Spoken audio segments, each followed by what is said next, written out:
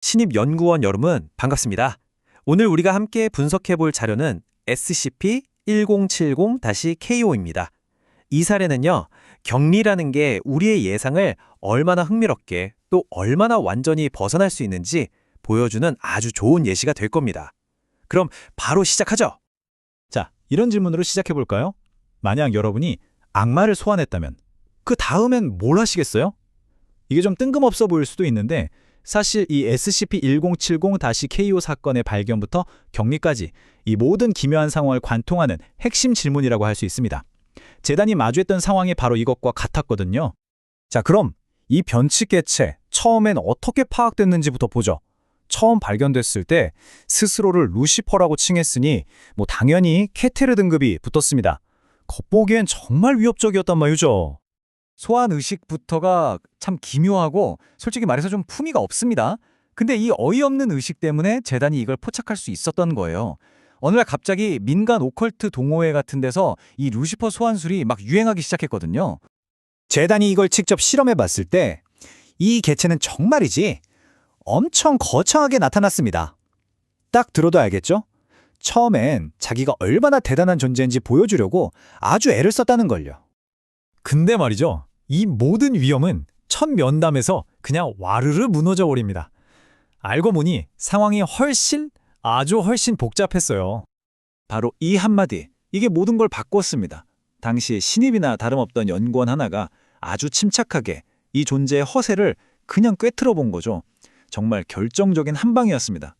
보세요. 왼쪽이 자기가 주장하던 정체성, 최초의 철학천사, 루시퍼. 오른쪽에 실제 정체성, 브랜딩 실패하고 번아웃 온 이름 없는 하급 악마. 이 차이 엄청나죠? 그 신입 연구원의 한마디에 완전히 무너져서 결국 자기 계획을 줄줄 풀기 시작한 겁니다. 그럼 대체 왜 루시퍼 행세를 했냐? 이게 일종의 마케팅 전략이었던 거죠. 다른 잘 나가는 악마들이 찜해놓지 않은 틈새 시장을 노린 겁니다. 옛날에 오줌을 끓여서 즉 포스퍼러스를 발견한 역사가 있거든요. 이 포스퍼러스가 빛을 가져오는 자라는 뜻이니까 이걸 루시퍼랑 연결시킨 거예요. 정말 교활하죠. 근데 문제는 이 전략에 너무 몰두한 나머지 자기 진짜 이름이랑 정체성까지 잃어버렸다는 겁니다. 자, 상황이 이렇게 되자 여기서 아주 흥미로운 인물이 등장합니다. 지속가능 격리 개발과의 임참희 박사. 이분이 정말 아무도 생각 못한 아주 파격적인 계획을 들고 나타나요. 임 박사님의 제안 한번 보시죠. 한마디로 이 악마를 기지 폐수 처리 시스템에 취직시키자는 거였습니다. 이 악마가 소변을 다루는 능력이 있으니까 그걸 활용해서 정수 비용도 줄이고 불리한 걸로는 농장 비료도 만들고 악마 입장에서는 할 일이 생기니까 번아웃도 해결되고요. 어때요? 재단과 변칙개체 양쪽 모두에게 이득인 그야말로 윈윈 전략이었죠. 물론 처음부터 순순히 따른 건 아니에요. 악마도 당연히 거부했죠. 하지만 임찬미 박사가 보통뿐이 아니었습니다. 자기 목숨을 걸고 도발하면서까지 이 악마의 무기력함을 파고들었고 결국 테스트에 협력하겠다는 약속을 받아내고 맙니다. 모든 게 잘 풀리는 것 같았는데 바로 그때 정말 예상치도 못한 일이 터집니다. 외부에서 무언가 날아와 격리실을 부숴버린 거죠. 근데 이게 단순한 공격이 아니었어요. 목적이 스카우트 제의였습니다. 타임라인을 한번 따라가 보죠. 정말 순식간에 벌어진 일입니다. 새벽 3시에 격리실이 파괴되고 1분 만에 진짜 루시퍼의 부하라는 엄청난 존재가 나타나요. 재단 대형팀은 그냥 순식간에 제압당했고요. 그리고는 이 악마한테 공식적으로 입사 제안을 합니다. 모든 게 단 5분 만에 일어난 일이에요. 위협의 종류가 우리가 상상하던 것과는 완전히 달랐죠. 그리고 그쪽에서 제시한 복지 혜택이 정말 기가 막힙니다. 이거 좀 보세요. 4대 보험은 기본이고 학자금에 주택비 지원, 심지어 공항 라운지 이용권이랑 온천 입장권까지. 이게 뭘 의미하겠습니까? 앞으로 우리가 마주할 위협은 총이나 폭탄이 아닐 수도 있다는 겁니다. 이렇게 정교한 복지 제도를 갖춘 거대 기업일 수도 있다는 거죠. 그런데 이 엄청난 제안을 받고 우리의 악마는 뭐라고 했을까요?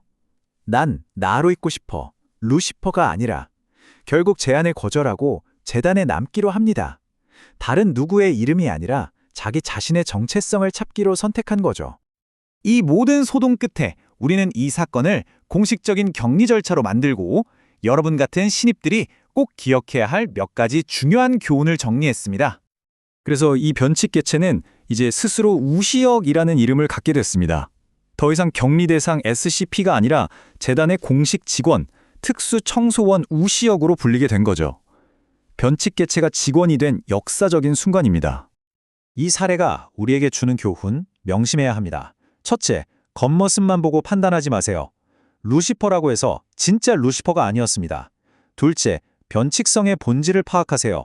물리적인 힘이 아니라 심리적인 문제, 정체성의 위기가 핵심일 수 있습니다. 셋째, 틀에 박힌 생각에서 벗어나세요.